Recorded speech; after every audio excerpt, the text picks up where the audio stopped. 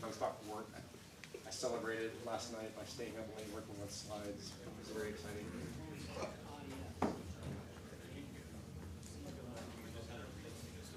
yeah, they're all good.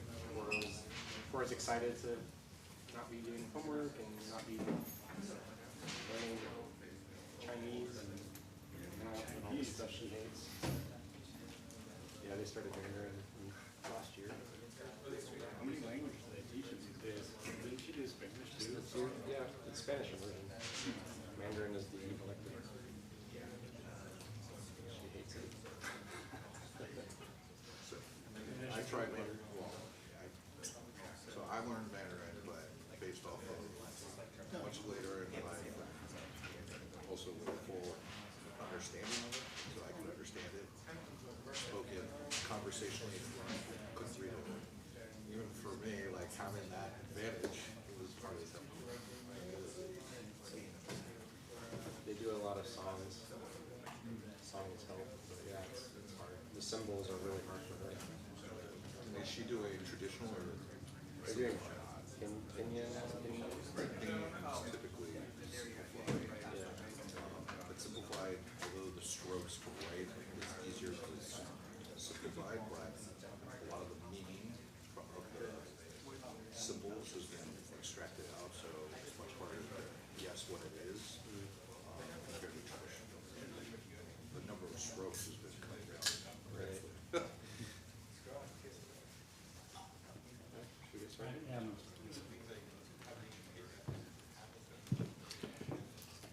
All right, can you guys hear me in the back or anywhere? Yeah, good? Okay. All right, so welcome to Bleeding Edge Web. Quick show of hands, who's here for the first time? Wow, almost, wow, that's like 90%, so welcome. Thanks for joining us. We have, you can find us on Twitter at EdgeATX or edgeatx.org is the website where all of tonight's slides will be available, as well as prior slides, videos, all that kind of good stuff. We also have, wait a minute, it's not on here, but we do have a Slack channel as well that is accessible pretty much all the time. We're kind of always on there. So since it's not in the deck here, just talk to me afterwards if you want to get connected on that. So tonight's agenda, I'm Corey Butler. I'll be doing the News from the Bleeding Edge portion, which is our recurring segment. Ted over here will be doing building telecom apps with Node.js, and then Brian will be doing the main talk here on getting hired, and he guarantees it, so hold him to it. So a couple of housekeeping things. We're always looking for speakers and sponsors. EdgeATX.org has all the details about all of those, about speaking and sponsoring.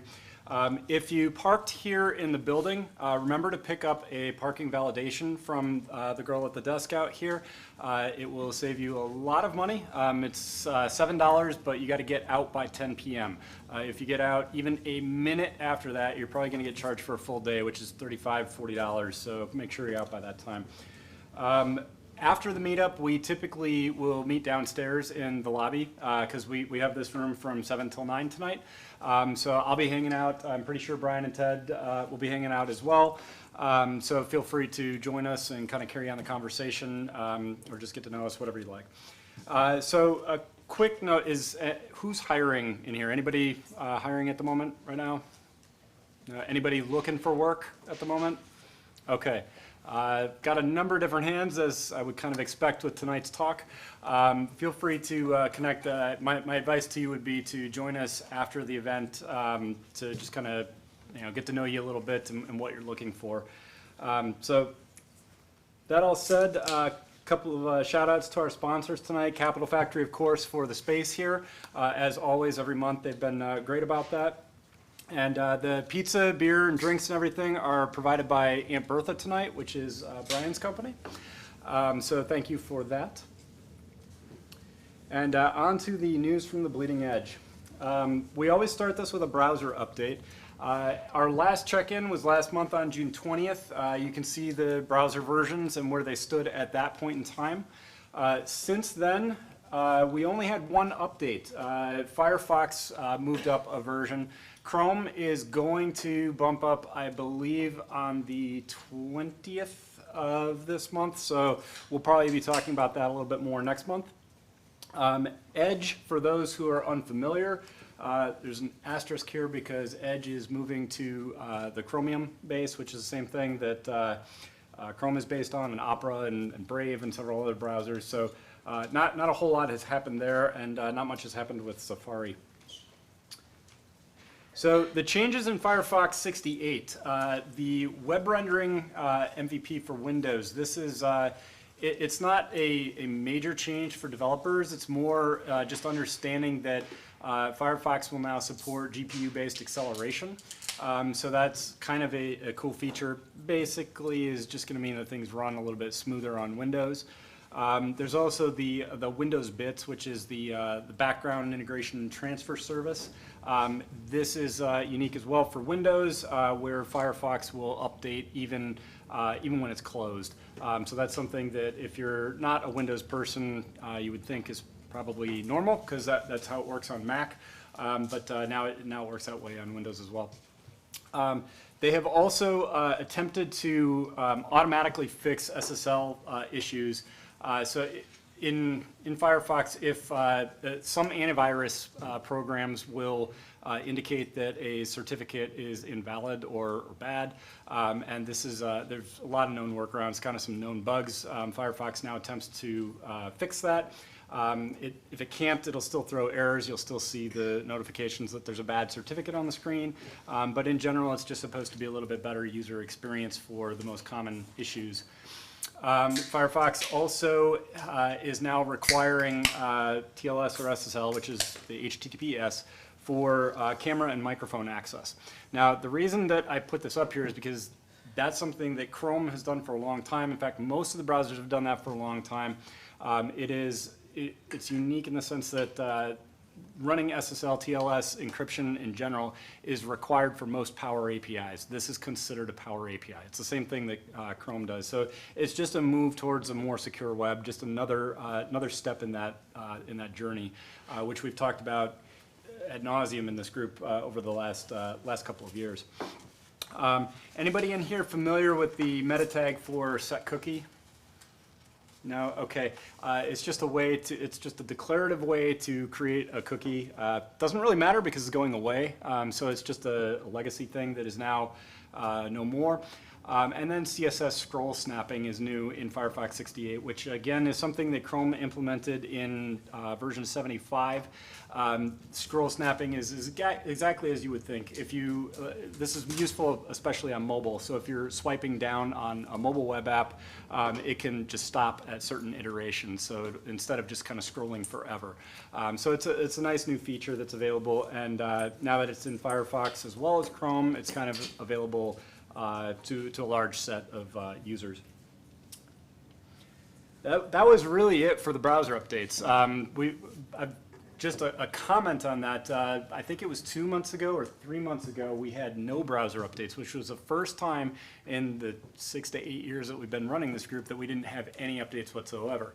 And I've been seeing a trend over the last couple of months where the updates are being released a little bit later. And so as a result of that, we're seeing more updates in bulk, with these new releases. So it's just something, just a little trend that I've noticed here that I thought I'd share. New languages, or languages, libraries, and frameworks. Has nothing to do with this, but it's kind of a cool thing. Anybody in here get into Raspberry Pis or? Okay, just a couple of you.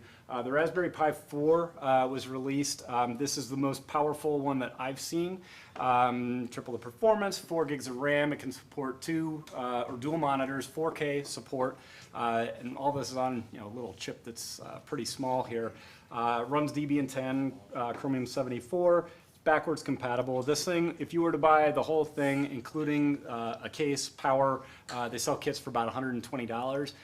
If you are into anything, I was actually just looking at this a couple of days ago to use as a media server. So it's really low cost entry point into something like that. So, but there are several folks that have been using this as like an actual desktop too, because it's pretty powerful. Kind of interesting, even though it's not really software related, something that you could use. There have been a number of releases. I only covered a couple here. How many Node folks? Okay. So NPM 6.10.1. Most people don't really pay that close of attention to the versions of NPM. It's just you install Node and you have that version. Well, that is, I'm just going to be completely blunt. NPM has really just been a pain in the ass lately with all the different issues that have been cropping up. The quality control has been kind of mediocre at best, but this release has fixed a number. New release supposedly Tuesday of next week to fix even more issues. So if you are using newer versions, Node 12 and beyond, hopefully you won't be running into as many of those issues. Node 12 also has, we didn't mention this last time, but it now has ES module support. So if you are using modules in your code on the back end or on desktop or wherever you're using Node, that's a nice new feature. Babel 7.5.0 was released, which now supports imports and dynamic imports, as well as the F# style pipeline operator. That may or may not mean anything to you, but it's just kind of a sign of forward momentum in the transpiler world. So it's useful just to be aware that things are continuing to grow as the JavaScript specification or ECMAScript continues to evolve. React Native 0.6, and I didn't really do a whole lot of research on this, so if you are a mobile developer and into React Native, go check that out. The last one here, Quick.js, I found this interesting. It's an embeddable JavaScript engine written in C. It's ES 2019 compliant, which is the latest version of the specification. The reason that I put this up here is because we often talk about the JavaScript engines in the browsers, so V8, and we used to talk about Chakra and SpiderMonkey and those types of things. This is an embeddable engine, and the reason that that's interesting is because as we start to see more desktop applications written in other languages, this allows us to start using JavaScript in those types of applications. So I myself write a fair number of command line utilities and other programs in Go. I can bind to this and have a nice JavaScript engine in my programs by using something like Quick.js. So it's just, I guess the point is that the JavaScript community is rather convoluted sometimes, right? There's a lot to learn and it can feel very overwhelming. This is yet another avenue that JavaScript can be seen in as an embedded applications. And so it's just kind of more of a sign again of JavaScript's growth. So security. So Track This is something new. This is put out by Mozilla, I think. Correct. Yeah, it's put out by Mozilla. So in June, Firefox put out some enhanced tracking protection to essentially protect you and your data. They also had previously released the Facebook container, and now this Track This website. You can kind of see here. There are 100 tabs that it will open. And the idea here is to throw off the scent and say, hey, like if you go, I'm going to actually... That's actually a screenshot from my laptop, by the way. Oh, okay. I don't know if you heard that. That's a screenshot from Brian's I laptop. would not recommend it. It almost killed my computer. So this is the site here. You can choose a couple of profiles to kind of mask yourself. Hyperbeast, Filthy Rich. The point here is that it's going to spin up all these different tabs to say, hey, this is your browsing activity, and as a result, they're going to be, it's basically a way to throw off, the tracking cookies and things like that. So I'm not going to open this so that I don't crash the laptop here. If anyone in the back wants to sit down, there's some seats up front. Yeah, there are a couple of seats up here, over there as well. Does that blow up the computer? I'm sorry? Does 100 tabs just blow it up? I don't know. It sounds like it sounds like it might. The computer survived, but the fan definitely tried to take off. What about servers you're hitting that are getting fake visitors? Kind of like Yeah, actually, I noticed that some of the smaller domains were like DOS'd. So that's not. It's like a marketer's worst nightmare, right? It's like. But most of the domains were to like IKEA and like big sites.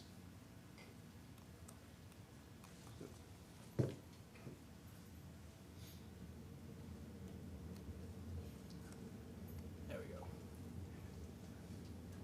All right, so on to some industry news that's slightly related. I found this interesting. There are hedge funds that are now tracking private jets to help them identify the next mega deal. And so I would like to announce that I am now offering my own personal Track This service for any kind of hedge fund. So if anybody knows anybody that would like me to get on their private jet and travel around to 100 different locations, I would be more than happy to do that for a nominal fee. But anyhow, I just found that kind of interesting.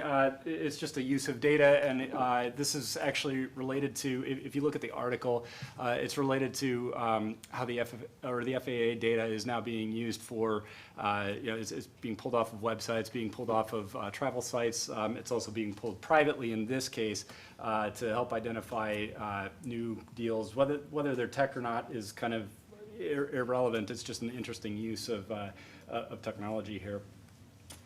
But some other stuff, the robots exclusion protocol. Who knows about the robots.txt files? Okay, a couple of folks. This was first proposed in 1994, and it is it's basic. It's kind of like a do not track type of thing. But this was officially submitted this year or just recently for IETF. With some improvements. It's really something that I would definitely recommend checking out if you're unfamiliar with the concept of robots.txt. Google open sourced their parser for all of this. And honestly, I didn't look into this too deeply because this is something that's been around since 1994. And I kind of thought, hey, I know everything there is to know about robots.txt, but just kind of like gradually looking at it, I realized there's a little bit more depth to it. But at the end of the day, it's about being able to kind of exclude a website or exclude people or exclude different information from crawlers that are going to be harvesting data for the purposes of search or anything else for that matter. There was a Cloudflare outage. I was actually completely offline during this time, so I didn't notice this myself. But anybody use Cloudflare in here? Only one? Really? Okay, well, I use it as well. I bet a lot of people use it without knowing it. Yeah, you probably do use it without knowing it. Cloudflare operates a lot of, they operate, I think it's 100 different POPs around the world, and yeah, they serve a lot of DNS, so a lot of websites utilize, or a lot of web properties in general utilize Cloudflare. So for it to go down means that you may have been impacted by it. Maybe your favorite website didn't load, but it was caused by a bad deployment of a single firewall regex rule. Man, I can't speak. So it's kind of like you hear these horror stories all the time. Amazon did this. It was one deploy, one command, cost $200 million and about, I think, 4 hours of outage time for customers. This particular one resulted in 100% CPU spike across all of their proxy servers around the whole world. Now, when you think about that, that's an enormous amount of traffic and just power. Again, over 100 different POPs. That means points of presence around the world. So lots of servers, fans spinning up, I'm sure. Just like maybe they're all doing the track list stuff. Exactly. And then of course, we got some live footage here of Cloudflare's support guy. So something else, MDN. Who's familiar with MDN, the Mozilla Developer Network? Okay, good to see a lot of hands there. If you're unfamiliar with it, it's basically the documentation for HTML, JavaScript, CSS. Mozilla has been doing this for a number of years now. The beta version of their new website is written using React, so that they're one of the first that I've seen to do something like that, as opposed to just writing, kind of with their own libraries, which is what they had been doing in the past. So in case you missed some other things, the new 50-pound British note, announced that Alan Turing is going to be on the face of that. So if you are unfamiliar with him, you should definitely go look him up. Kind of a faux pas to not know who he is in the development world. So kind of interesting there. And then NPM. I touched on this a little bit earlier. NPM is one of those systems that everybody uses, and very few people actually know much about it. There's an article here. It was actually put out by the folks at SNCC, which is a vulnerability company. They address vulnerabilities within NPM packages. They did a review of NPM, kind of the whole ecosystem. Right now, we're up to 960,000 packages, so that is a lot of modules. And some interesting facts about it, 28% of those modules are orphaned. What that means is they are not dependent on anything, nor do they have dependencies on anything. It's just straight up code that just operates on its own. And it might be a little bit dark, but this last line here says only 7% of respondents actually knew that. So when you think about that, that's an awful lot of the registry that folks really don't have an understanding about at all. In fact, most people thought it was either drastically higher or drastically lower. There's also the average package dependency chain was 4.39 deep. What that means in English is node modules have dependencies on other node modules, and those modules can have dependencies on other modules. It's kind of this cascading tree of dependencies. The average module goes 4 deep. In my own personal opinion, and if you've read any of my articles about this, you'll see that I think that's ridiculous. It creates a tremendous amount of bloat. NPM has done an awful lot to simplify that, but it still kind of just goes to show that a lot of developers will start using modules and dependencies without really understanding what they're dependent on. So it's kind of, we've just gotten into this mentality of just writing code and saying, oh, I'm just going to use this library, I'm going to use that library, without really ever paying much attention to what that library is doing. So if that happens to be you, take a step back, take a look at what you're using in your code, really try to understand it. Even if you don't write it all, at least understand what you're working with. And that kind of goes on to one other piece here. 61% of packages, so well over half of the registry, has not been updated in the last 12 months.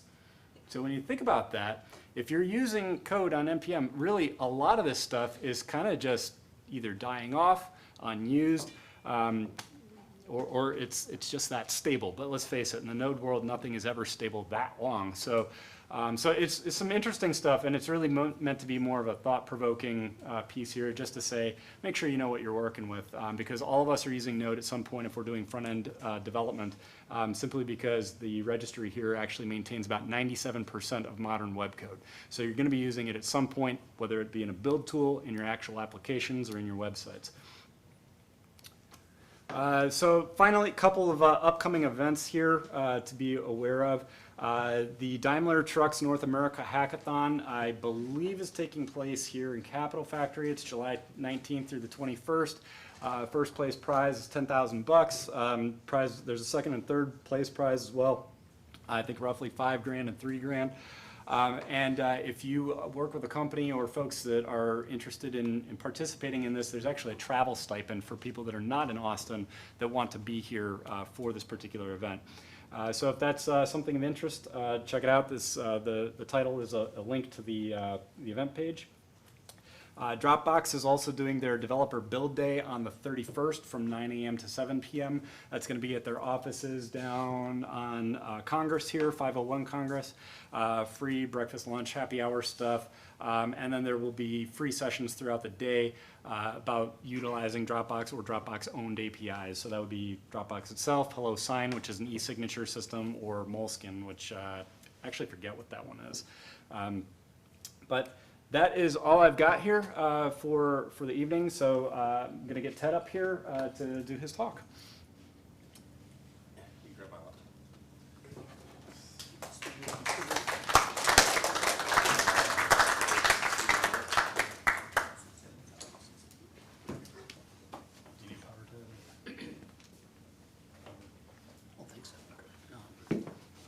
Hello. Austin city limits is currently.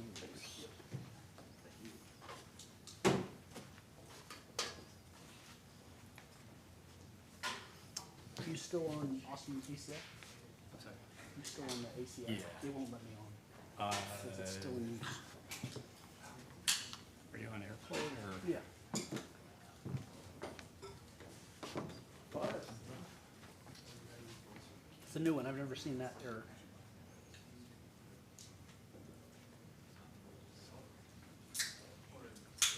Hang on, I can't remember how this works on this Mac.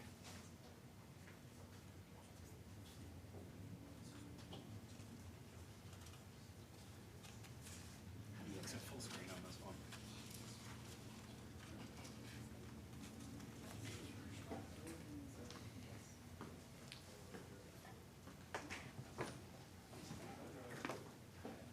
That is the one.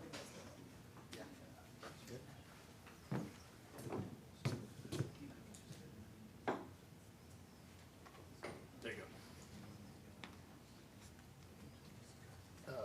What is the AirPlay code for ACL? 7184. Says right up there. Oh, yeah. Is it? I just guessed. Perfect. There you go. Okay, so demo first. There's no slides, it's just code. So I have been writing telephone apps in Node. We're basically looking at putting an application, a REST application on Azure that is integrated with a service provider out of Chicago called Telnex. And the way this works is you set up an account on Telnex, you create an application, you point the application at your endpoint, and then you assign a telephone number to your endpoint, and it allows you to actually dial a telephone number and the application gets hit. And then you begin your iteration of development. And the basics of it are dial a phone number, and all the things that happen on the phone during the call basically make REST calls progressively to your application, and then your application turns around and calls the Telnex API with the right codes to do things with the calls. So you can create conference systems, you can make click-to-call, you can do all sorts of audio playback and related stuff. But demo first. So I'm actually going to play this. So make a phone call here. I'll turn it up so someone can hear. Welcome to the GLG teleconferencing system. Please enter your PIN number.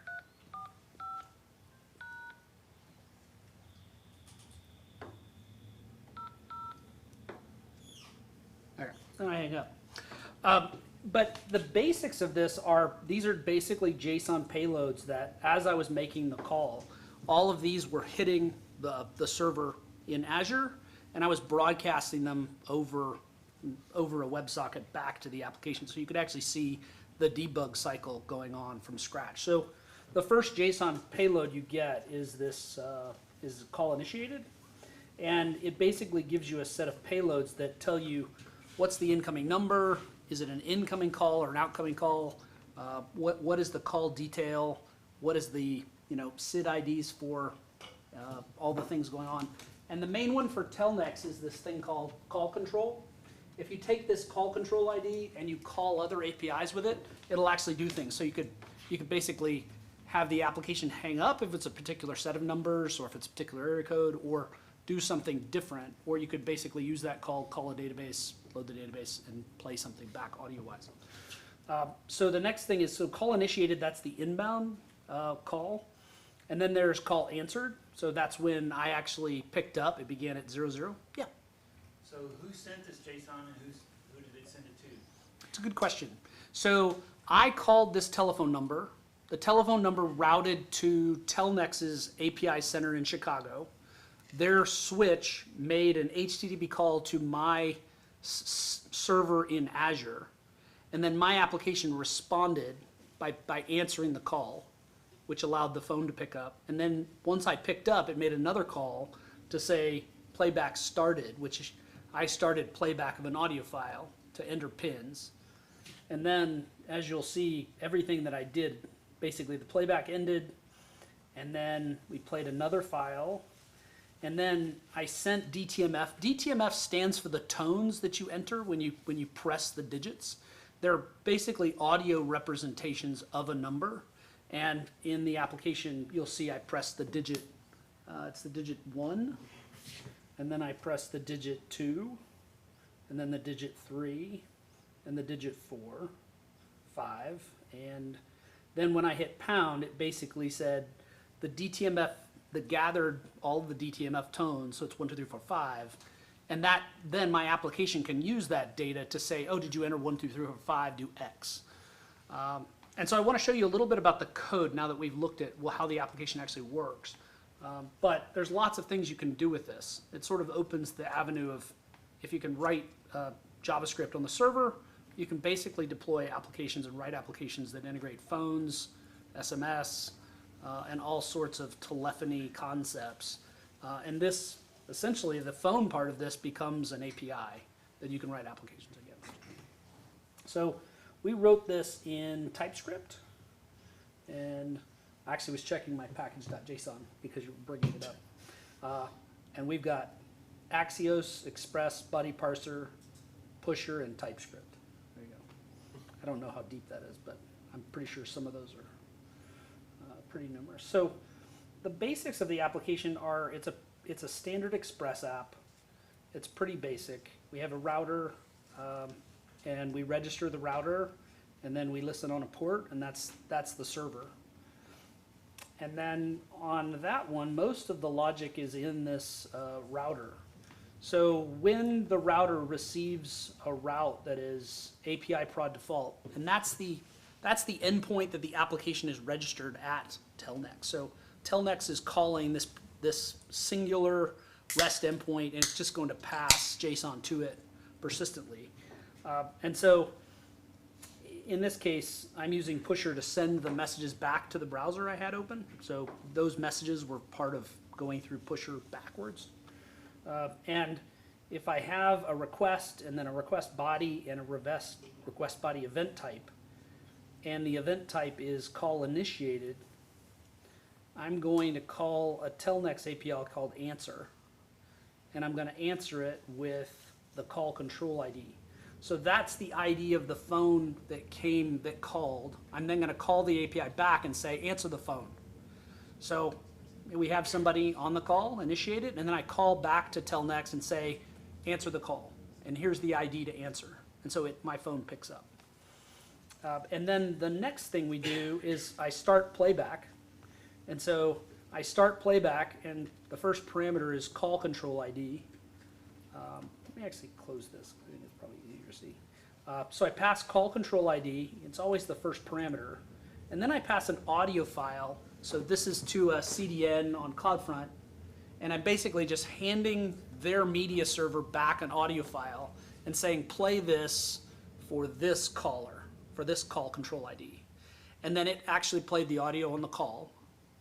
And then it proceeded to this next call, which is gather audio using pins. So that's gather DTMF tones using audio. So it says, please enter your pin. I typed in 1, 2, 3, 4, 5 pound. And so you simply pass back gather audio, and it plays this. And Will it let you record inbound audio? I'm sorry, go ahead. Will it let you record inbound audio? So will it let you record inbound audio? Absolutely. So you can turn on recording as soon as the call starts. So if you just want to basically have a way to have somebody dial you, record the call, and then it dials back to you on your regular phone. You can basically put them through a conference system and bridge two calls together, but have an intermediary basically recording. So for sales calls or sales quality, other things like that. You want to know what is occurring in a business, you can basically hand out a phone number that dials somebody, but it has behavior that's interleaved. Or like after the call, it might ask the person, do you want to take a survey? And onward, you know the drill. So the next one is, so you got to think about it. These are separate calls. The first call, I've played an audio file, I've gathered DTMF, and now the application is just waiting for another call to come in. So once DTMF is gathered, that's when I have all of the pins. I can say if the payloads is 1, 2, 3, 4, 5, I want you to create a conference. So now we're actually creating a conference room object, and then we're adding calls into that conference object. So if somebody actually had called the same number at the same time and entered the same pin, we would be on a conference call. And that's the basis of how you'd build out a, conference system. So it's basically just kind of spirals from there. Everything you can do is based on this pattern of the call switch is calling your application via REST. You're calling the API back to tell things what to do. And you basically just go back and forth. You go back and forth all the way until all the behavior is sorted and you're done. So, go ahead, question?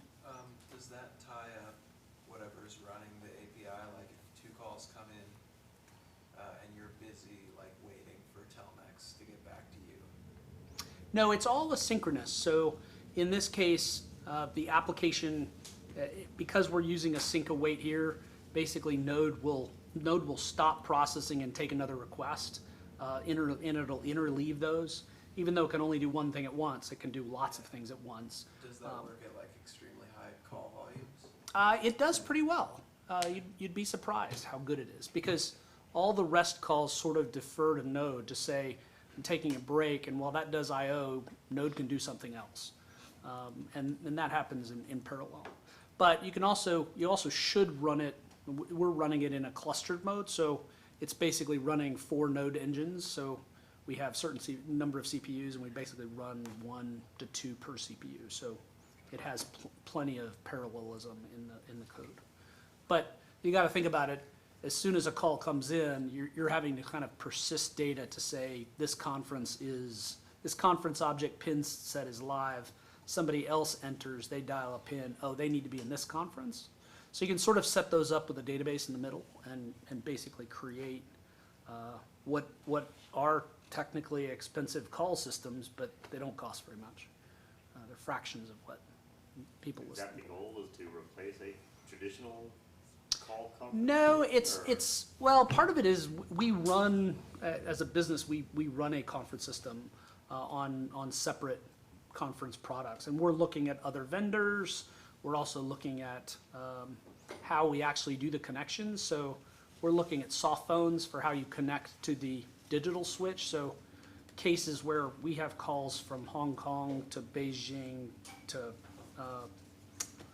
Australia and between, we want to basically make those calls digital. So we want to bypass the telephone network. And so we use a SIP soft phone or WebRTC to connect to the endpoints.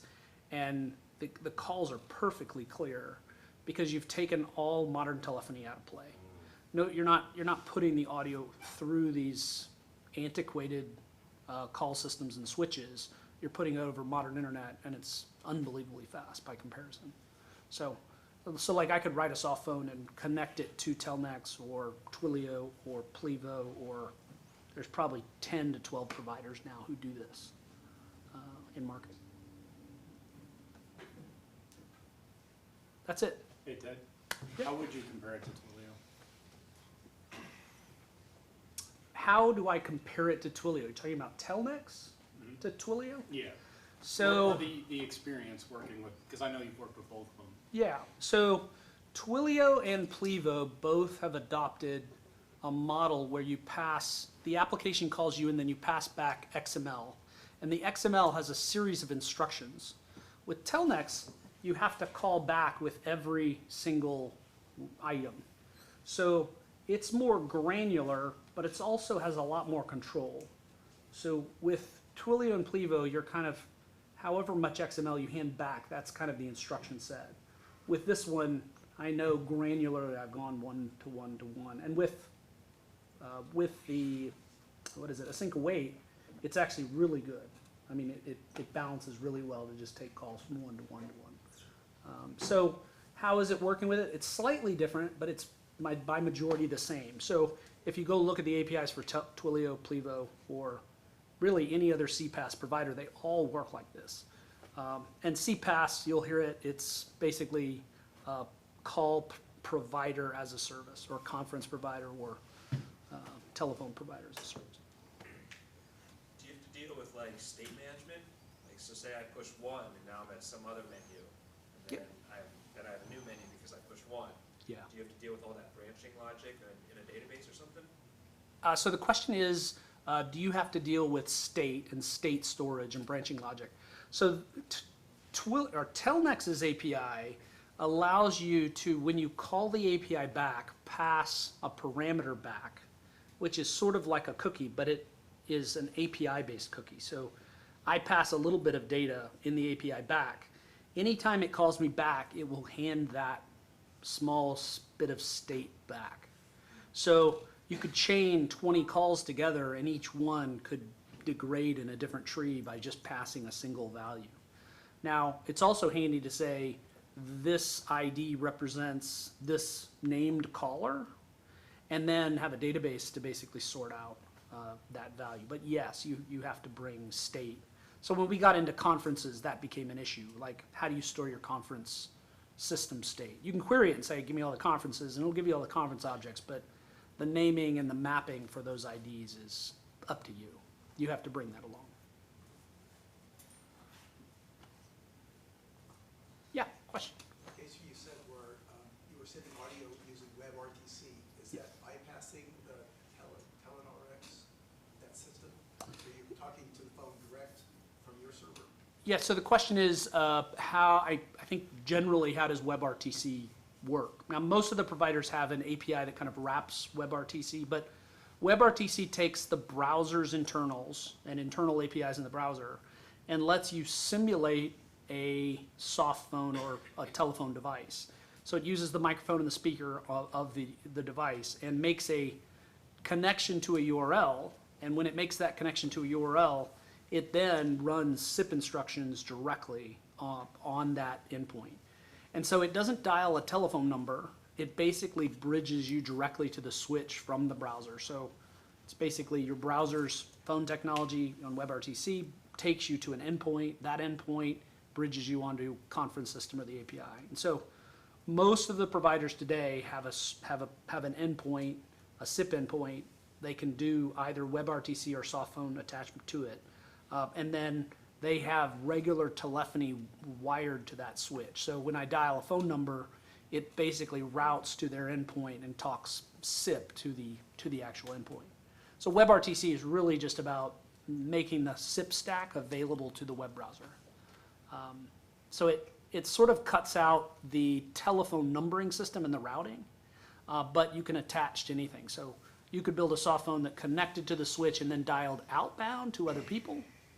And that's what a lot of call spam related companies are doing. They attach illegally to an API and then they make lots of phone calls out to get people on the line via SIP. But at the same time, there's also providers, if you wanted to have low cost calls, you could simply just set up a SIP endpoint and route calls in between. Yep. What is SIP? SIP is called Session Initiation Protocol, and it is the basis behind a modernization of telephones. So it basically has a set of instructions. They sort of look like HTTP request headers, but behind them there's metadata that basically has blocks of audio that goes back and forth. So when I begin speaking on the phone, it sends a SIP header basically saying Ted is speaking, and then it sends the audio file of what I am speaking as a stream. That's delivered and routed to that switch. It's kind of fascinating tech. It's like HTTP for old school phones. So it's pretty neat. Cool, thank you for your time. And I'm around later.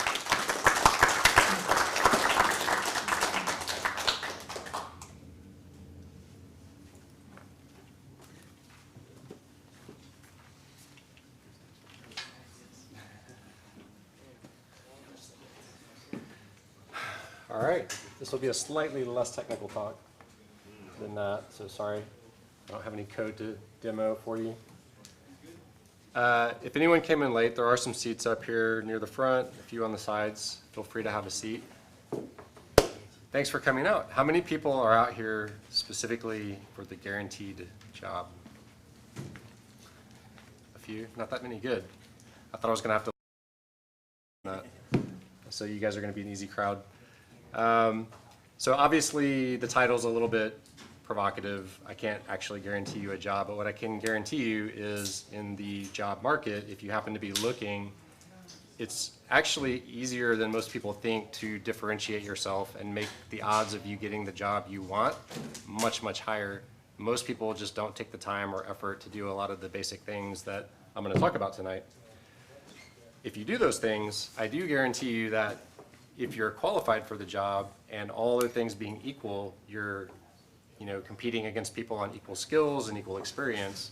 If you do some of these other things, I guarantee you that you'll get the job. Don't come after and complain to me later, though, if you don't actually get it. Who am I? My name is Brian Mosque. My current title is VP of Engineering, so I have some developers and QA and other folks who, report to me on my current team. I also happen to be an organizer of this meetup. And as Corey mentioned at the top, Aunt Bertha is the company that I work at. I'm transparently sponsoring today because I am actually hiring. So I will guarantee you a job if you happen to be a Python developer with web app development skills. Anyone looking who meets that? Ooh, one hand. So I guarantee you a job. No, I'm just kidding. But come talk to me. But yeah, we're a Python stack, typical web stuff, React on the front end. We're rapidly growing. We just closed a round of funding last month to accelerate growth.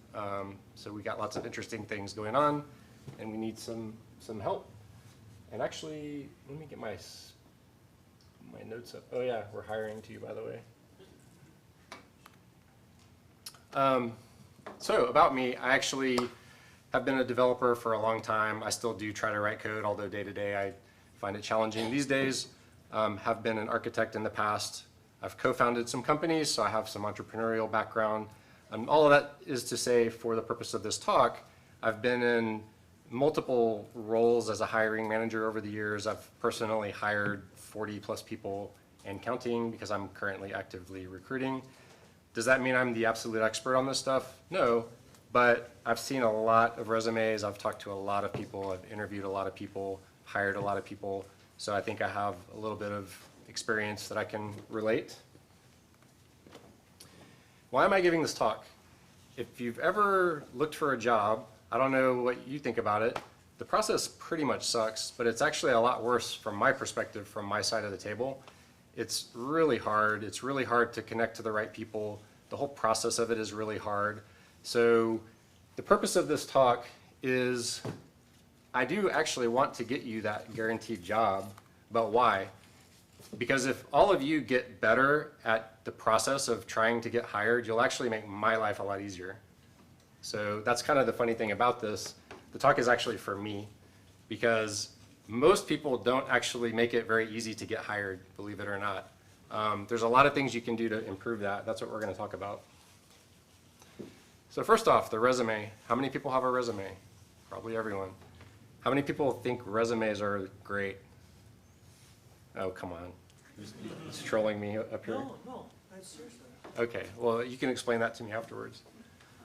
Resume, just informationally, because I like to make sure everyone learns a little bit something. I didn't actually know the definition of the word. It means summary from French.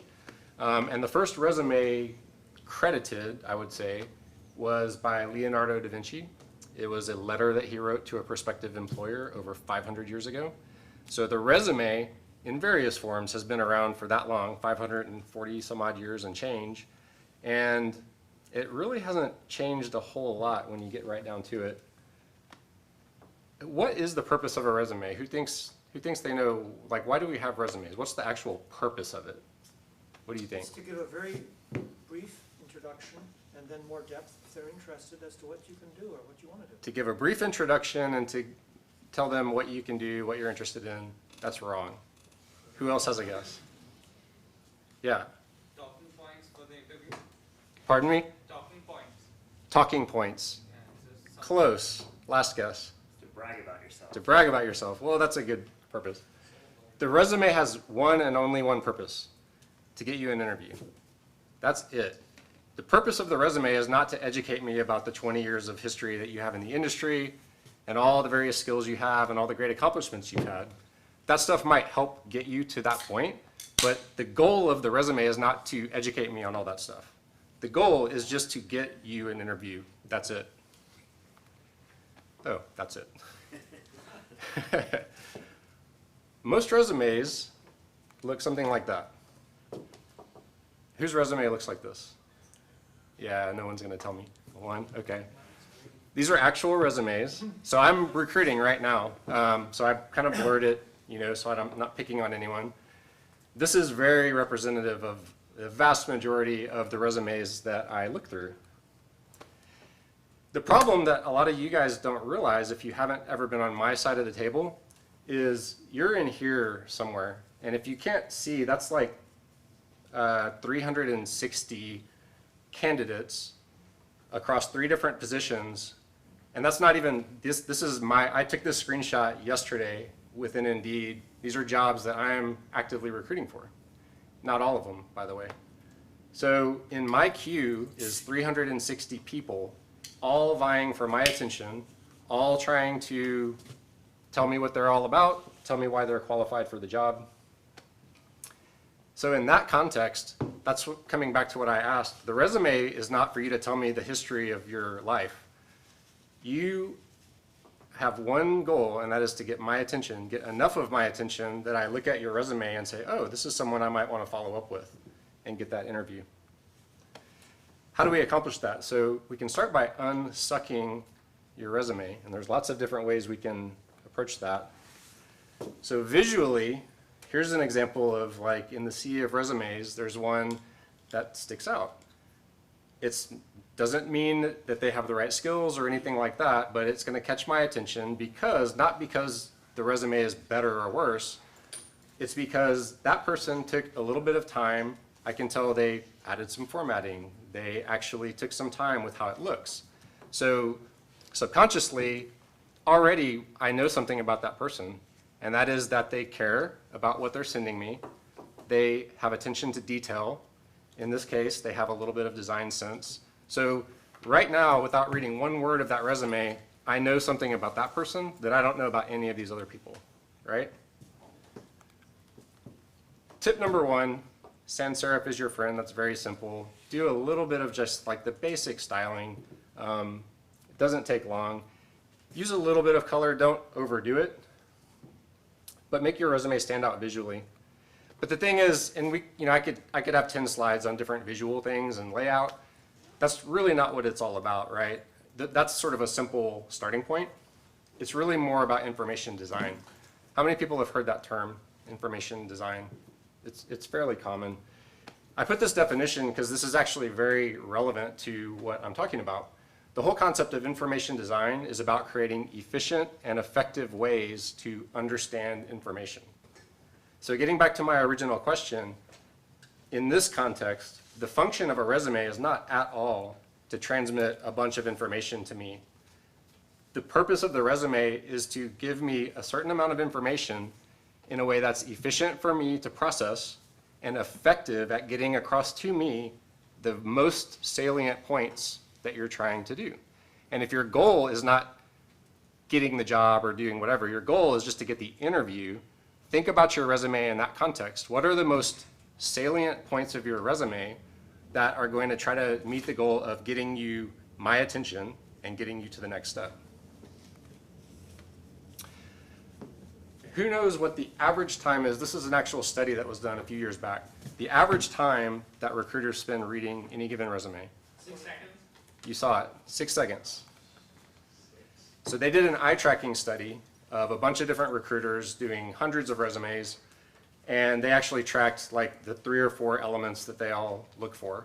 And in that case, it was something like, contact information, top 3 or 4 skills, current position, dates, and most recent previous position, dates, and basic first line of description. That was it. And within 6 seconds, it was like, not a match, not a match, possible match, not a match. Like, that's basically the process. I'm not saying that's what everyone does. And of course, recruiters, that's their job. But a lot of times you're dealing with recruiters. Even if you're submitting to a company, if it's a big enough company, they might have an on-staff recruiter or an on-staff HR person that doesn't know anything about Python and React. They're just looking for the right words in the right place. And you might meet that or you might not. because of that, getting back to the information design aspect of the resume, this is the important part. Shorter is better. I've been in the industry for 25 years now. My resume is 1 page. When you look at LinkedIn, I have a bunch of stuff. There's a bunch of details there. But the resume that I would actually give to someone is 1 page. Think about your resume. It's the equivalent of a presentation like I'm giving versus an elevator pitch, right? So right now, you guys are my captive audience. You can walk out on me. But I'm transmitting a lot of information because that's the context. If I had you in that elevator and we were going down to the first floor, I have 10 or 15 seconds to convince you of something, right? That's the context of a resume. It's your elevator pitch. It's not give me everything about you. Create a skills inventory. It's really hard. A lot of people do the resumes where they have 10 jobs and every single job has all the skills they do for that job. And so they have 10 versions of I do Java and SQL and this and that and the other. It's really hard to make heads or tails of that. At the very top of your resume, the ideal, and you know, some of this is subjective, my opinion, right? So take it or leave it. And sorry, let me pause. Obviously this talk, if you haven't caught on, is primarily geared toward more of a technical crowd. You know, I deal with developers, I recruit for developers. So some of the stuff I talk about is going to be more developer centric. The broader point, you know, applies to anyone. But like this is an example of more a developer thing. So if you have skills that you want to talk about like Java and React and all that, don't spread it out across your whole resume. Again, the whole point is within 6 seconds, what are you about? What are your skills? And you know, I can make that quick judgment call. So right at the top, the best resumes for me that I've seen are ones that do something like current skills or current expertise. You know, Node, JavaScript, you know, React, whatever. Then often they'll say like, you know, older skills or past skills, which is more like the context. So maybe you came from Java or Python or something, but now currently you're doing this. Create an inventory of skills in one place that just summarizes your skill set and summarizes what are you current in and like what are you, what is just sort of your background skill set. Make that very clear. Stick to the highlights. I don't know how many resumes I look at where every job is 30 lines of text because they're telling me, oh, I did this cool project and I did that cool project and I solved this problem and I saved this much money and I did X, Y, and Z. Again, this is the elevator pitch. Get to the interview and then tell me about all that stuff, right? I don't care. I'm not looking at that and I'm absolutely not reading it. If you send a resume like that, no one is reading that. I can guarantee you. All they're doing is they're saying, oh, they worked at Dell from this year to this year. Yeah, cool. They worked here this year and this year. They know Java. Okay, yes or no. That's it. Stick to the highlights. Skip older details. Frankly, everything that happened more than 5 years ago is pretty irrelevant if you're a developer. Again, background, maybe cool. If I know you have 10 years of experience doing something, that's great. I don't need to read 5 jobs of your history to know that. You can just sort of tell me that in one sentence, right? I definitely don't care that 15 years ago when you were an intern right after graduation that you worked on all this stuff, right? It's not relevant. So what I like to see is, you know, a summary at the top that tells me what you're currently doing and what you're about.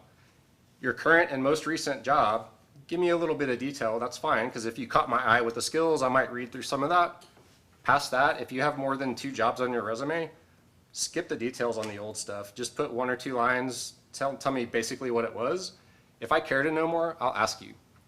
So don't put all that right up front. Consider having more than 1 resume. Does anyone have more than 1 resume? A couple of people. This is actually a really good strategy. If you're serious about job hunting, then what I recommend is having your sort of stock resume that has everything in it.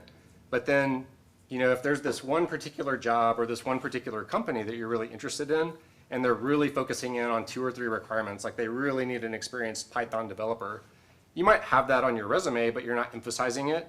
Create a version of that that really emphasizes it. Maybe you add the line where you talk about that specific project that was really focused on Python or whatever. It's okay to do that. And this is just a very minor tip, but I actually get this a lot. There's a lot of use cases where you'll send someone your resume over email, or you'll attach it in Indeed or somewhere. A lot of people name their file like something totally generic, and that's super annoying because I end up with a lot of files like that littering my local drive. If you name a file like that at the bottom, just, you know, a small touch. And again, all of these things are like, this is a perfect example of, is this the thing that's going to get you the job or not? No. But this is a thing where I look at that second file and I think, wow, that person took that little extra time, little extra attention to detail, made my life 2 seconds easier. Those are the things that add up. So how do we stand out? At the end of the day, this is the situation, right? That's not literally true. Everyone's different. But like when you're looking across 50 resumes that all say the word Java, that's 50 Java developers who can do Java. That's all I know. I don't know anything more than that, right? So if you're one of those 50, how do you set yourself apart from the other 49? What else can you do besides Java? Do you have activities? Anything worth calling out? And this is really useful, especially if you can point to anything that might be relevant to the company. So for example, Aunt Bertha, I should have mentioned actually at the beginning what we do. We're a search engine for social services. So we connect people in need with free and reduced cost services. So it's kind of like Google for finding free services. And so the mission of our company is very much about that. And we tend to attract people that are interested in that mission. And so, for example, if you're applying at my company and you do volunteer work, that may not be something that's on your standard resume, but maybe add that at the bottom and point that out when you contact me and say, hey, I volunteer for Austin Pets Alive, and that seems to resonate with what you guys do.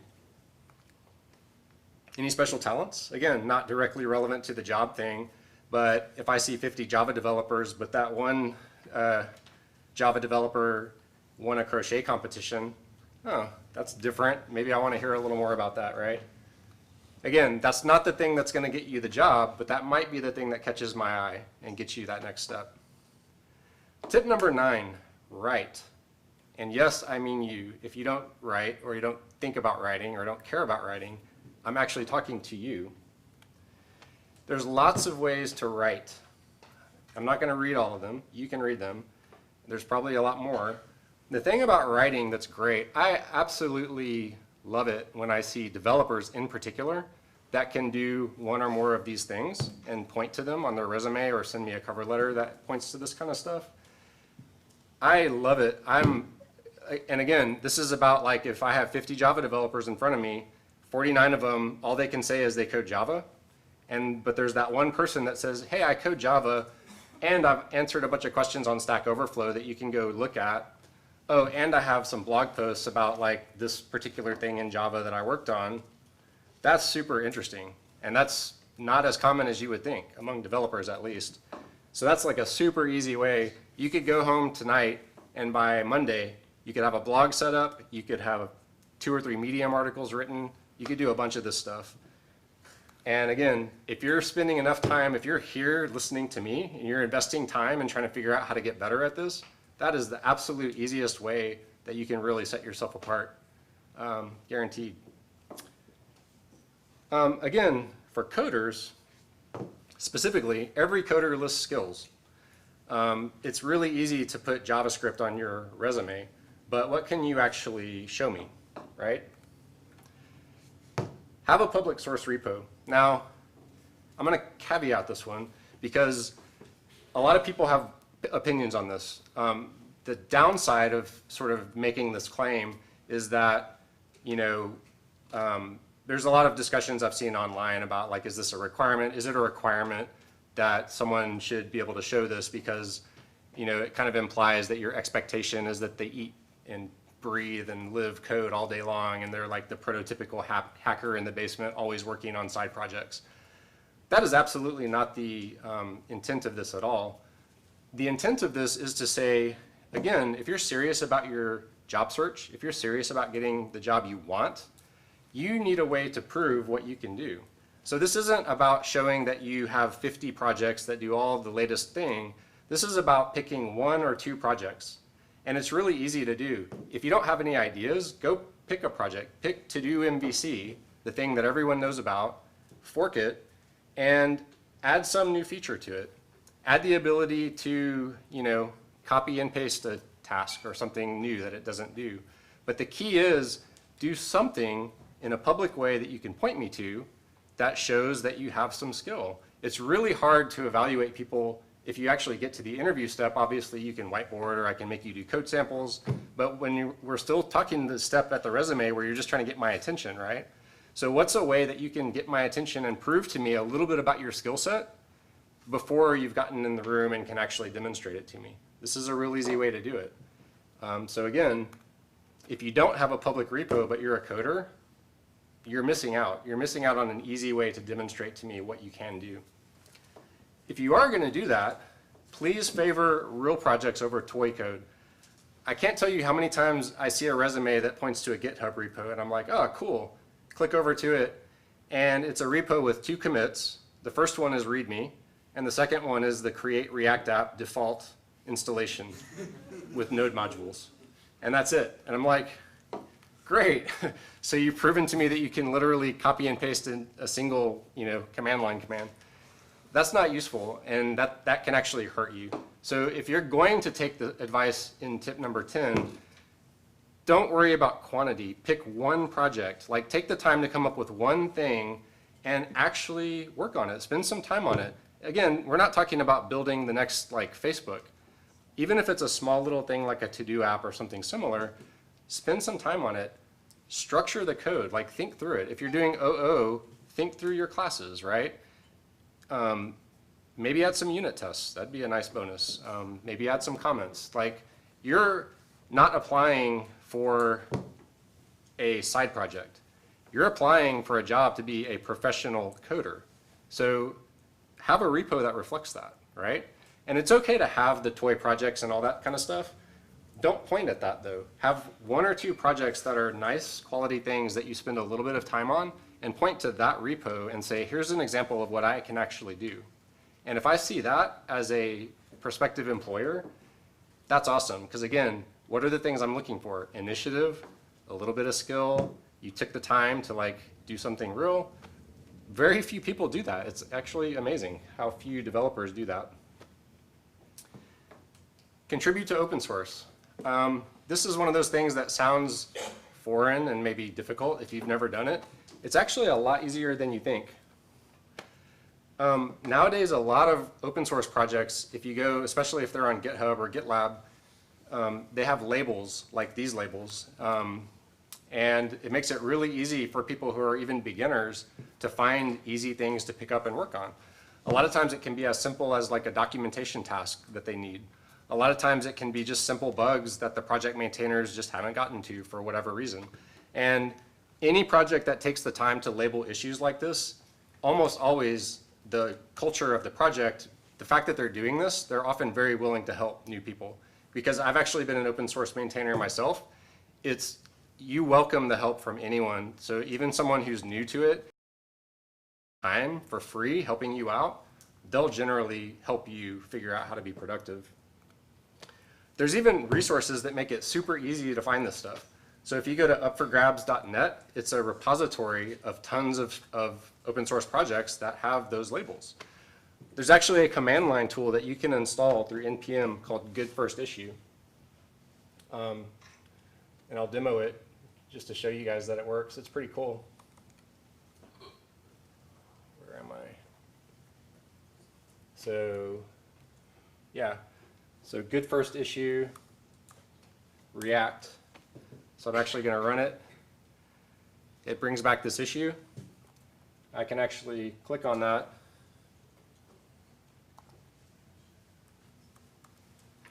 And there you go. It's an issue. Good First Issue. You know, there's some discussion so you can figure out if it's something you're interested in. Obviously, that may not be the perfect issue for you, but the point of that demo is if you haven't seen these kinds of resources, you may not realize it's actually pretty easy to find that stuff. And then the cool thing about that is, again, maybe you don't really legitimately have the time or the interest to like set up your own project and do all that kind of stuff.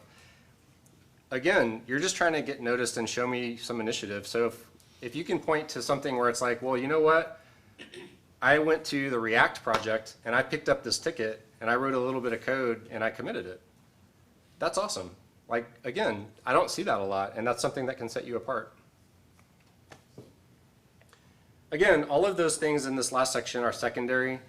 You know, none of those things individually, just having a repo or contributing to open source alone is not going to get you a job. But again, if I can't, you know, reemphasize it enough, when you're competing against 50 people that all look like you on paper, these are all things that can give you that extra edge and maybe push you over the line and get that person's attention. Okay, so we've got the resume, we've got some activities maybe on the resume, or at least things we can talk about and point to. Let's talk about the job search a little bit. This isn't, you know, mandatory. Obviously, if you just need a job, if you're like behind on rent and need something, go for it, right? You do what you have to. But if you're intentionally looking to build your career in a certain direction, don't just look for a job. Like, actually look with intention for a job that makes sense for you. The kinds of things you should look for are these things. So, you know, what is the mission or the culture of the company? Maybe you happen to know through your network or you saw on LinkedIn that your prospective hiring manager is someone interesting because of their background or their skill set. Maybe you want to go work on, you know, a particular challenge like a blockchain problem or something that you're interested in. So obviously you're going to seek out companies like that. What's the company in Austin doing the most interesting thing in that? Put all your energy into that rather than like going across the whole industry. Pick the 2 or 3 or 5 or 10 companies that are interesting for you for some reason and put energy into that. Actually be intentional about it. Do your due diligence. Every company out there is on Glassdoor. You know, you can go look them up and get some insight maybe into the culture of the company, the kind of feedback past employees have had.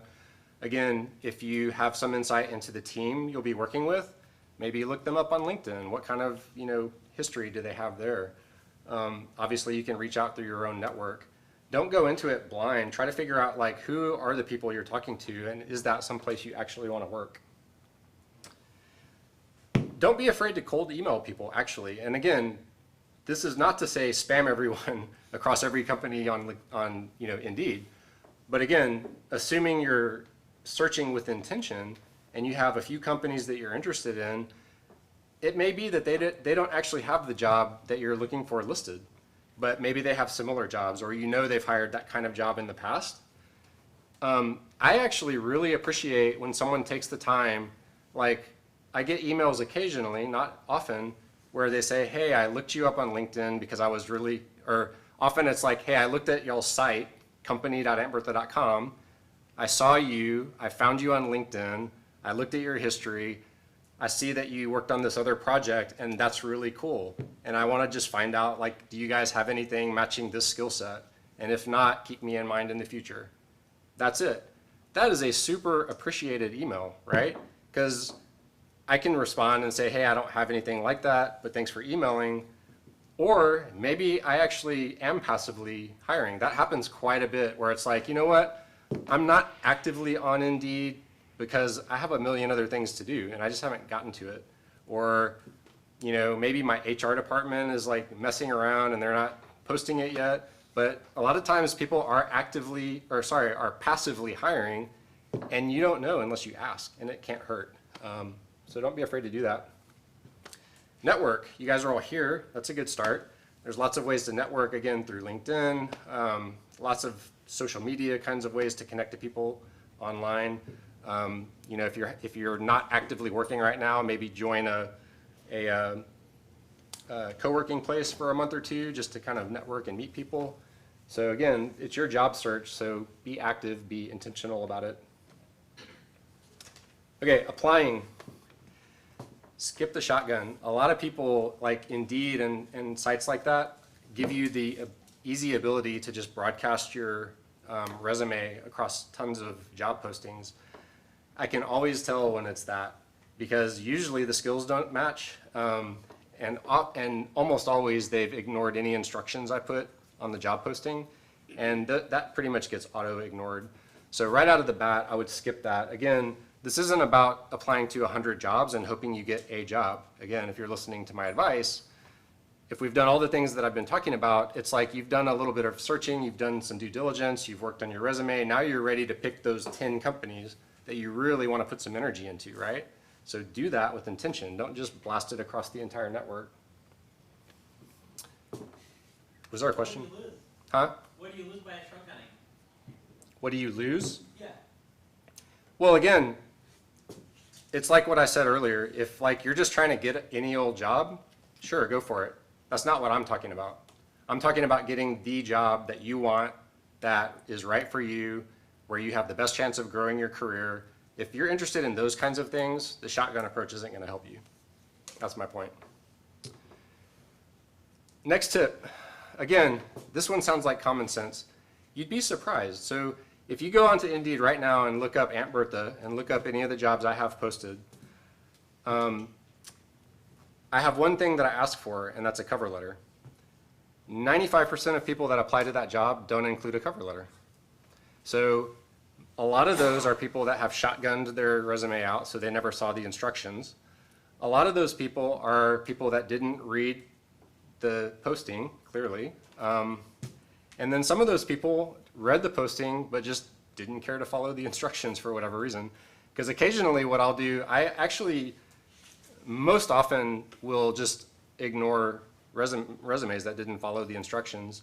But occasionally, if I see, oh, they're the perfect skill match and they look interesting, they didn't submit a cover letter, what I'll often do is say, hey, I asked for a cover letter, you know, can you tell me a little more about what you're about, or whatever. I'll ask them sort of a leading question that would essentially lead to a cover letter type answer.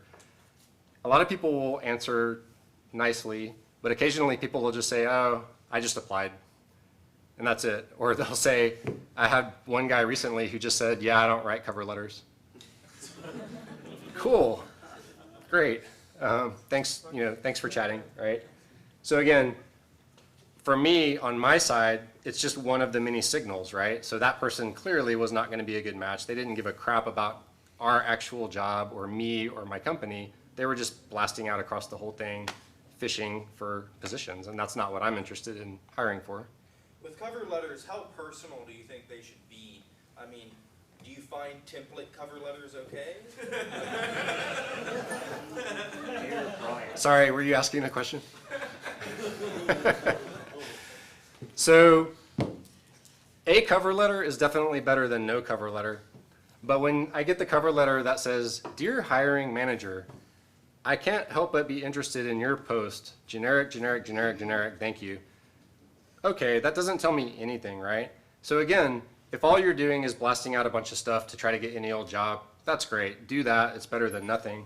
If you're trying to get the job that I posted, and you care about connecting with me and getting my attention, you need to write a cover letter to me. You may not know my name. It's okay to say, Dear Hiring Manager, but your cover letter should say, I read in your posting that you're looking for this, and that really connects with me because of this, and I'm really interested in your company because of this, right? It doesn't have to be long. It could be 3 or 4 sentences. What that conveys to me is you actually read the job posting, you actually took the time to look at what we're about, and you're trying to get this actual job. That tells me a lot, and that catches my attention, and that automatically puts you at a tier above everyone else who doesn't care about any of that stuff, right? So again, if you care about the job, take the time to do that. It sets you apart. Spell check, really, seriously. My funny story about this is I was recruiting for a QA position. They actually wrote a cover letter, which was great. The first line of the cover letter had 3 typos for a QA position. The irony in that, right? So they did not get the job. Very simple, just spell check your stuff. Follow up proactively. This is an interesting one. So again, from your perspective, if you've never been on my side of the table, if all you've ever done is applied for jobs, you've probably applied for a bunch of jobs and just never heard back. Or maybe you got that first response and then they ghosted you or whatever. It's very common. I'm very sad to say that I've done that before, never on purpose. But the thing is, I showed this before. If you remember this, again, try to keep this context in mind. I have 360 applicants. I'm trying to keep them all straight.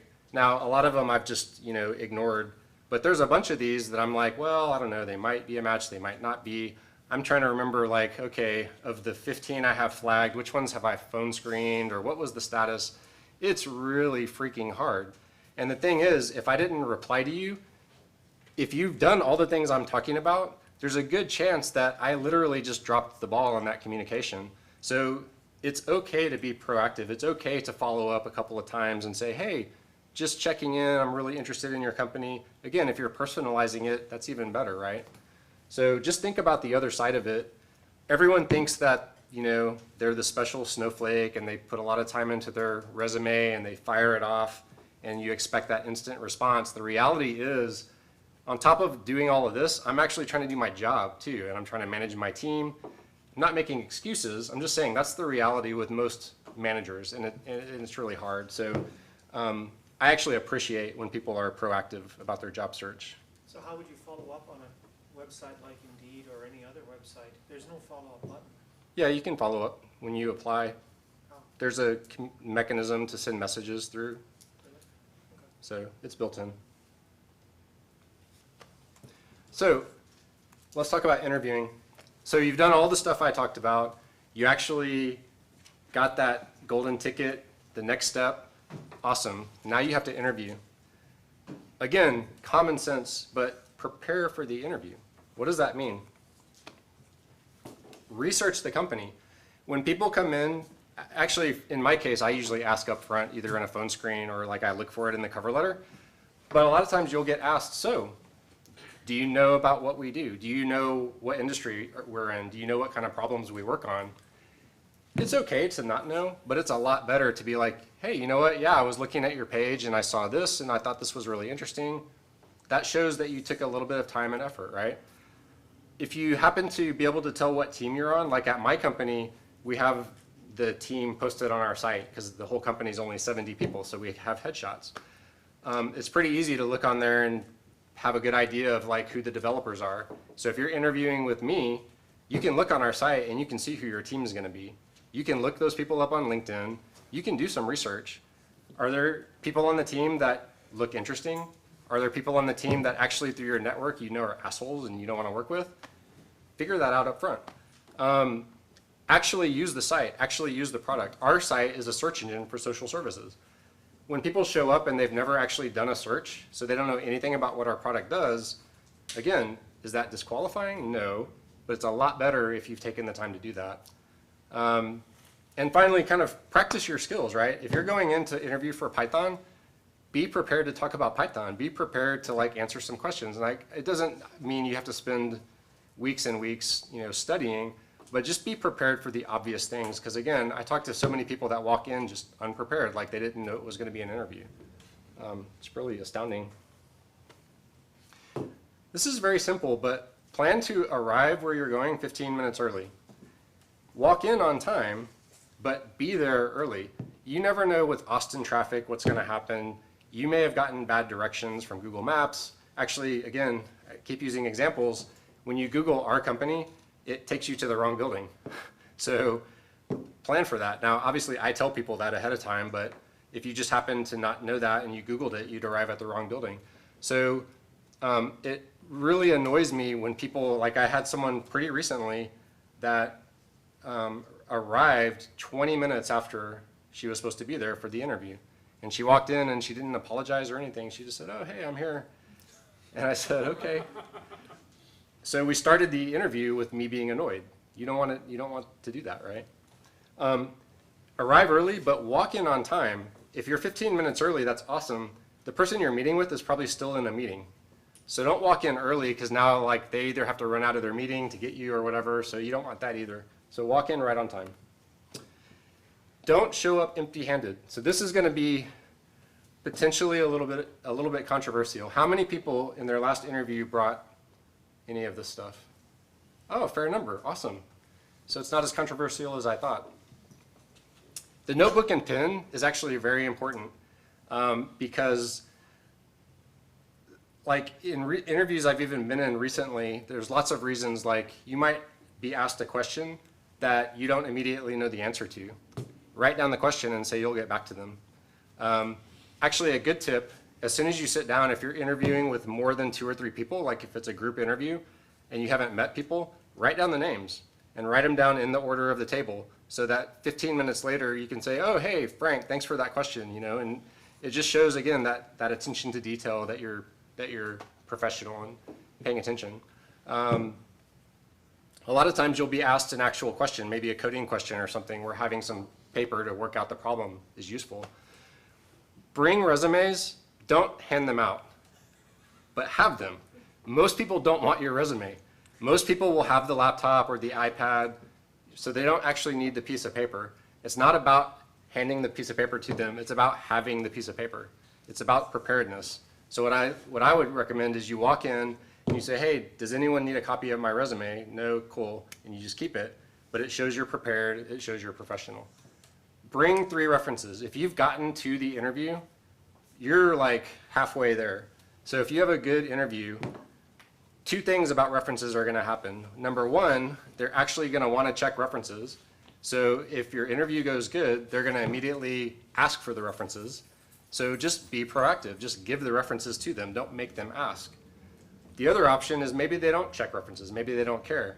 Well, you know what? If you give them references up front, they're like, oh, I didn't even ask for this, but they're confident enough that they gave me the references. Even better, if you happen to have a really good reference, like maybe you have a CEO at a company that can be a reference. They didn't even ask for that, but now they get to see that extra little piece of information that's like, oh, the CEO will vouch for this person. Even if they don't call, that's a check mark in your favor. There are no yes or no questions. You will be asked yes or no questions, but the yes or no question you're asked, the answer they're looking for is not actually yes or no. And this is a mistake that a lot of people make. So I might say, hey, so, you know, have you ever worked with React? Oh yeah, I worked with React in my last job. Cool. And like, did you like it? Or like, you know, I can ask follow-up questions.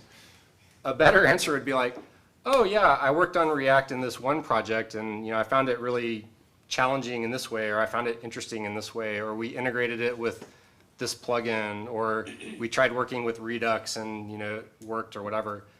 Don't go on forever and ever and ever, but like give a real answer, right? Show that you understand that the actual question being asked is like, hey, if you've used React, tell me something that acknowledges really have you used it, right? Show some context around it. Be prepared to ask good questions. And a good question is not just like, oh, you know, do you guys have free coffee or something like that? A good question is something like, so, how will I be positioned to succeed on this team if I get the job? Or if you were sitting in my position, what's the one question that you would ask if you were me? Ask kind of like a provoking question. The best questions that I get asked are questions that are actually hard for me to answer because they require me to think. And again, what that shows is that you care about what we're talking about and that you've taken the time to think about it, right? So be prepared, have like 2 or 3 solid questions in your pocket. So hopefully you got through all that. You had a good interview, got through it. Following up, email the day after. Again, you'd be surprised, most people don't. Most people walk out and then they just wait. And again, follow up proactively. I cannot overstate this image again. This is what we're dealing with. So even after the interview, I may have interviewed, you know, 10 different people across 3 different job postings over the course of a week or 2. So even if we had a great interview, if I'm a bad manager or if I'm just super busy or whatever, I mean, that in and of itself may actually tell you something. You may question if someone's just not getting back to you, but you know, it could literally be that they just sort of dropped the ball or there was a bad handoff to HR or just something stupid. So I cannot overstate the fact that if you felt like it was a good interview, if you're really interested in the job, just be proactive, continue to follow up. And if that's all it is, then, you know, it'll work out fine. You're not going to get every job, even with my guarantee. You know, you just may not be the exact right fit for whatever reason. If that happens, that will happen, right? Be gracious about it. If you get that email that you were dreading, that's fine, right? That happens. Reply back and just say, you know what, thank you so much for the opportunity. If anything else opens up, keep me in mind. Austin is a small town. It works both ways too, actually. Just recently, I interviewed someone and it wasn't a great fit. So I unfortunately had to tell him, you know, sorry, it's not a good fit, but thanks for coming in. A week later, he actually sent someone else my way who he thought would be a better fit, as someone he had worked with. And that's because we were, you know, I was gracious about it and I kept up the communication.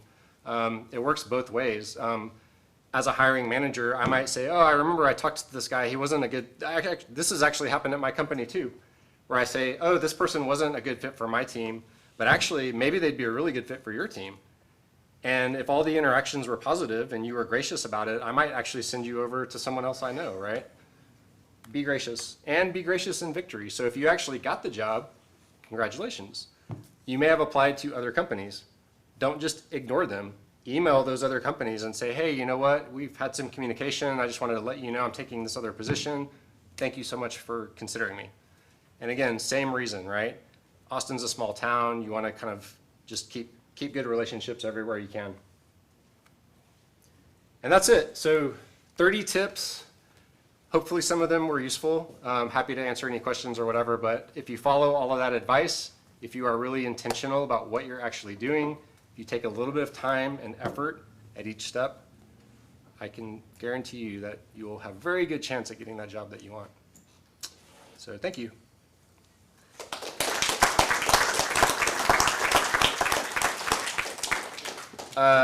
If there's no questions, we can hang around for a little bit, and then like Corey mentioned, we'll also head downstairs in a little bit if anyone wants to continue chatting or whatever. Is that a question or? Yeah, well, it's kind of a stretch. Too. Yeah. You mentioned you know, your post on LinkedIn. Do you advise that applicants go to your website rather than using the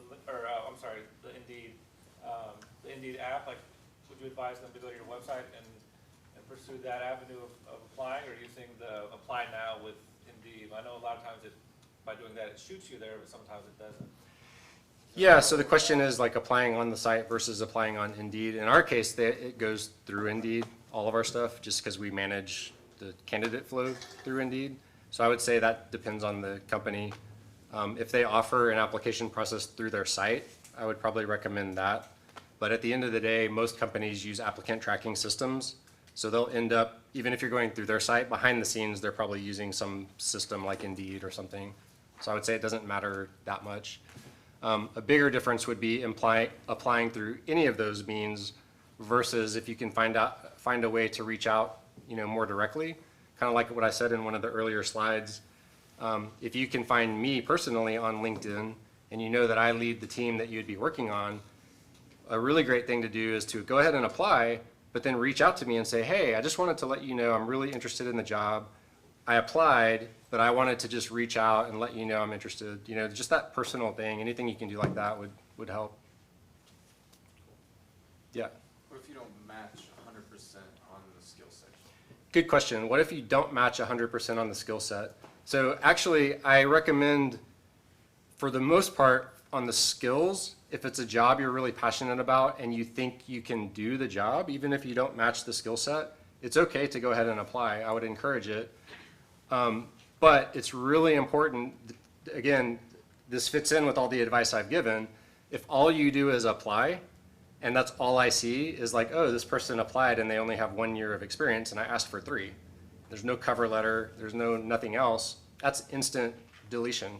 But if you apply and say, look, I only have 1 year of experience on paper, but I've done these 5 projects, I can point to this one repo that has some code that's relevant, whatever it is, right? The things that we've talked about. That's how you do it, right? So if you have some way to explain it and point to something that adds that context that's missing from the 1 year of experience, then it's okay to do that. And actually, I tell the story, he currently still works for me. I hired someone as a QA engineer a couple of years ago, and at that time, the posting, I think, had either 2 or 3 years of experience as kind of the minimum that I was asking for. He did a lot of the things that we're talking about. So he didn't just apply. He actually came to the meetup And he came up and talked to me after the meetup, and he said, hey, I wanted to let you know that I only have 1 year of, technical experience doing QA, but this is my background, and this is sort of my non-QA experience that might be relevant, and this is my educational background to show you that I'm a reasonably intelligent person. And actually, he also was able to tell me within QA, I only have 1 year of experience, but this is the kind of stuff I'm working on. And he talked to me about the stuff he's doing on his own time to educate himself. So he filled in the context that would have been missing if all I saw was 1 year of experience.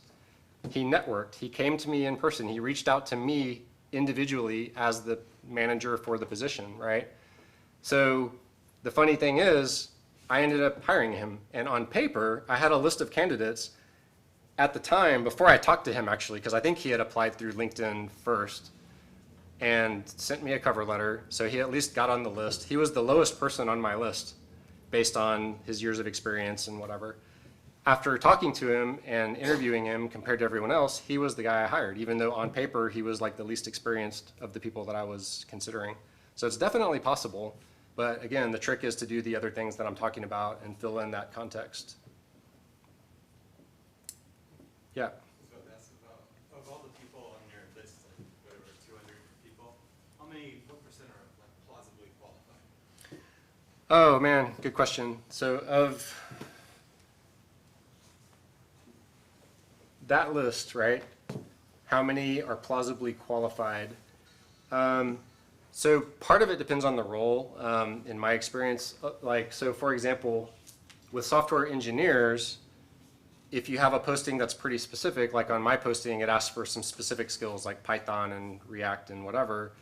So I would say probably half right off the bat just don't meet the minimum requirements. Like it's the thing where someone asked me about the shotgun approach earlier. The reason that's so annoying is because I literally get applications that I have to spend time looking at where their most recent experience is as like a stockbroker or something. I'm not kidding. And there's like absolutely nothing on the resume that's in any way relevant. And so somehow through Indeed, they just said, oh, apply for 1 million jobs or whatever the function is. So there's some of that. But yeah, the majority of it is just sort of like, also with years of experience, a lot of times that's actually a harder one where like for my current job, for the Python developers, I'm really looking for someone with like a few years of experience more from the standpoint of the size of our team right now. We don't have enough people to have like a good onboarding experience for a super junior person.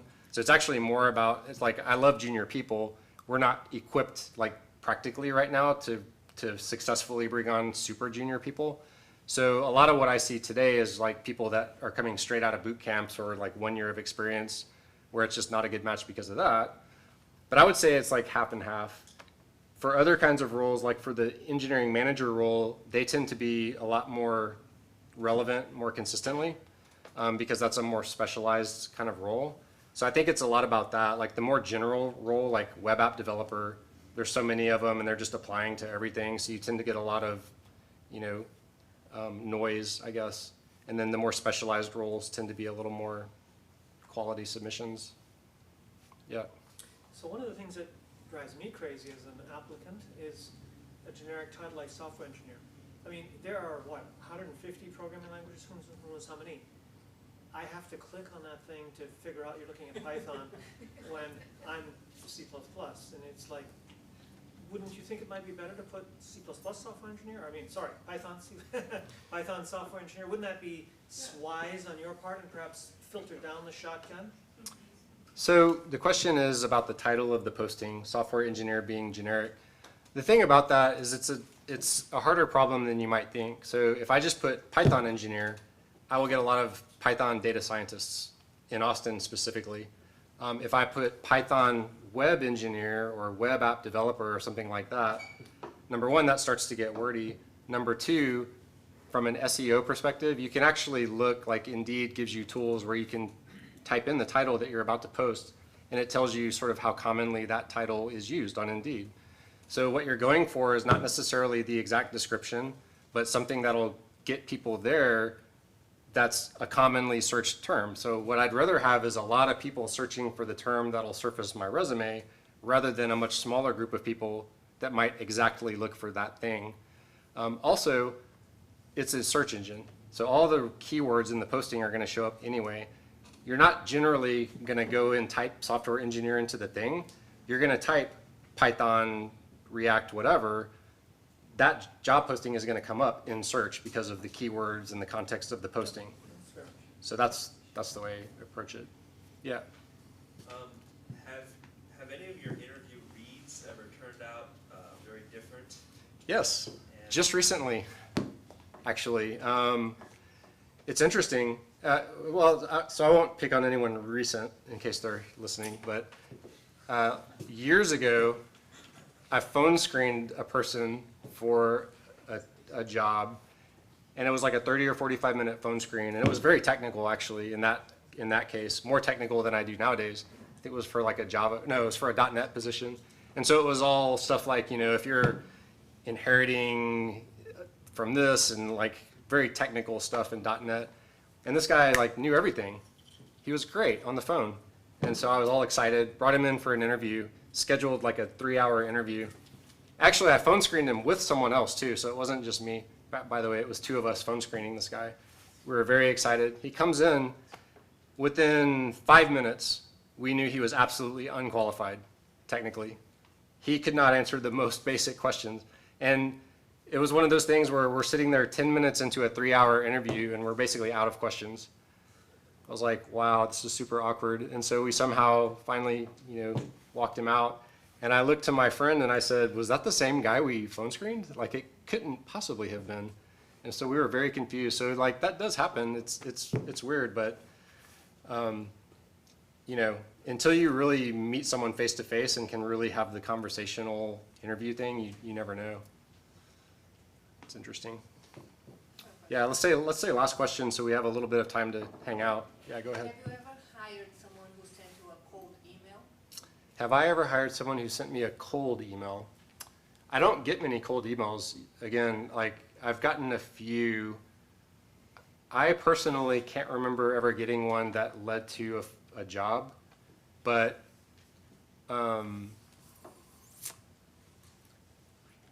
yeah, no, I haven't personally, but I have gotten cold emails where it led to either additional, some other kind of relationship beyond just the email. Like either they ended up coming to the meetup and we talked, or they ended up joining the Slack group, or occasionally I will refer people through my network to other people, like peers of mine that I know are hiring. That's happened before actually. But yeah, I haven't specifically hired someone that way. Cool, so I'll stick around if anyone has any other questions, but thanks a lot, everyone. Appreciate it.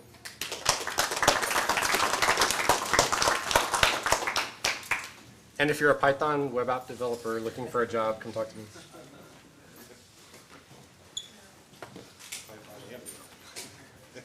React is not a requirement, but Python is important.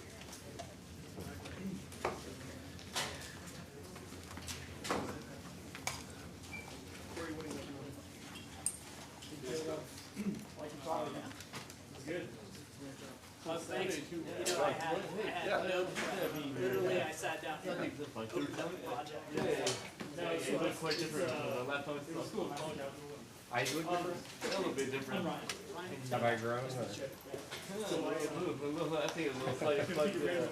A little more refined disguise. Probably a little more gray in my beard, I imagine, at this point. Okay. Well, it's good to have you out again.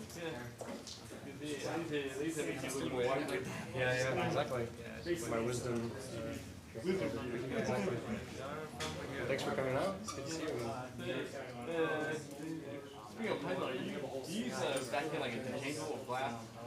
We don't. We actually use Flask for some API stuff, but our main web app is in Web App 2, which is just a kind of lower level framework. So it's not an application framework like Django.